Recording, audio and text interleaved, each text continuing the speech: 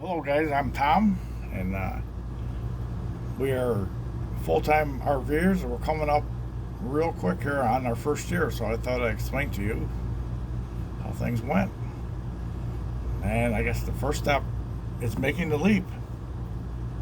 And how do you figure out how you're going to make the leap? So what we did is the year before we took a 1 month trip. My wife had enough time to take a 1 month trip, and we went to Florida from Illinois and back, and we just absolutely loved it. So we decided to put our house on the market, sell out everything, and give it a try. So how's this process go? Well, first you got to get your house ready if you have a house, and I'm going to tell you it's quite a challenge. It really is. You got to paint and thin everything down, and make repairs. If you got to put a roof on or gutters or whatever, and get past all the inspectors. It's quite a challenge, and I'm going to tell you, get ready for at least 4 months of hard work, and you better both be committed that you want to do this, or it's not going to work. So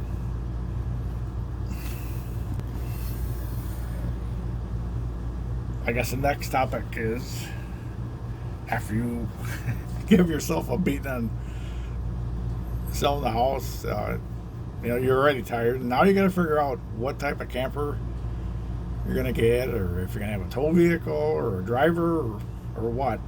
And that's challenging too. Now, if you have a tow vehicle, they usually throw vehicles at you. We won't have any problem financing that. But I'm going to tell you, if you're full time and you want to finance an RV, good luck, because banks are pretty stingy for full timers. Honestly, my suggestion is allocate enough money from your sale to buy a like a mid-range, like a North Point, something like that.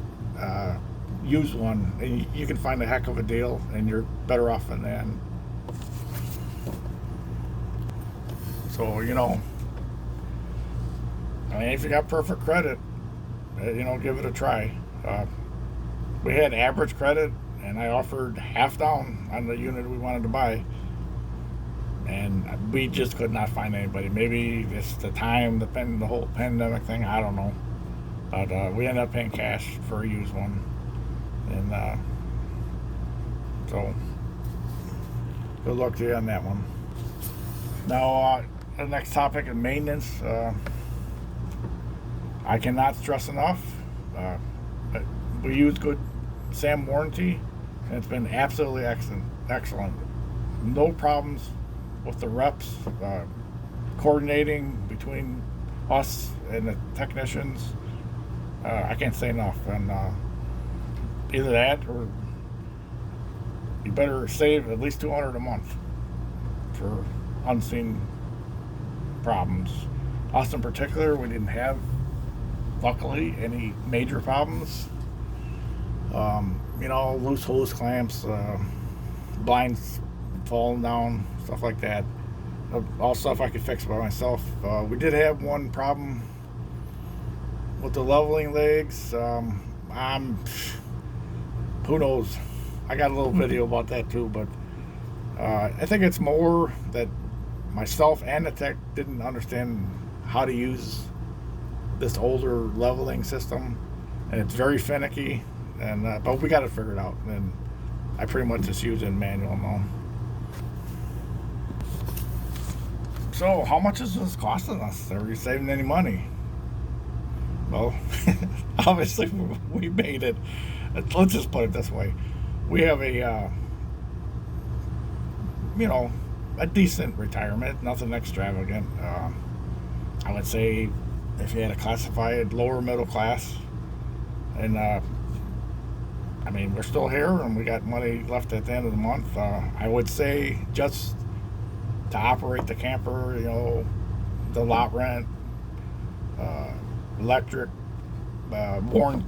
Good Sam warranty and the insurance, we probably average like $600 a month. But mind you, our camper's paid for though. Then you gotta, if you finance your truck or whatever, you can add that in. So, what's the pros of doing this? We absolutely love it. We really do. We can, if you want to go to a NASCAR race or air show in Wisconsin, you go anywhere you want, anytime you want. So that's a huge plus. And like this year, after we get done in Florida, we went straight to Michigan to help her mom for a month, cleaning out the basement, things like that. So the freedom is just absolutely outstanding.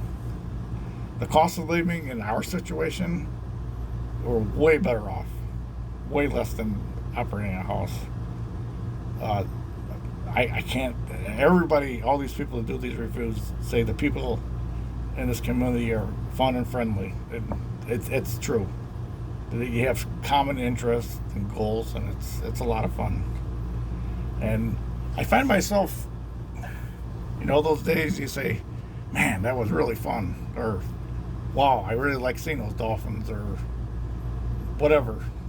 That was cool. I had a lot of those days, so we have a lot of those good days like that. Okay, the cons. What don't I like about it?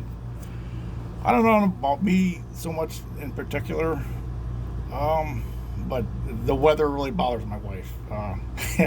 So we've been through a tropical storm, a tornado in Georgia, and the first day we got this darn thing, we had one of those Durango, or whatever they call them, where they blow sideways winds. But so you got to learn. You really got to keep an eye on the forecast and find a safe place to go before that happens. And we have, so. And so that is probably the major thing for us. Another thing is what I like to call the travel day jitters. We stay in one place for a long time, so you're like, I drove a truck, a semi, and I know how to do it, but still, you get those jitters that I remember everything. Did I do this? Did I do that? And but once you get on the road, you're fine. Just a little story. I did actually forget something very important one time. The fifth wheel is locked, but I forgot to put the safety pin in there. So that could have been disastrous. Nothing happened, but that's why you get the travel day jitters.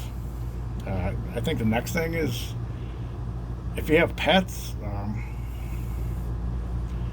In our particular situation, we had one little dog and one lab that was older. She's 14 years old, and she was starting to, her hips were getting bad. So that can be a problem. You got to pick her up out of the truck and out of the camper, and then, so you got to keep that in consideration.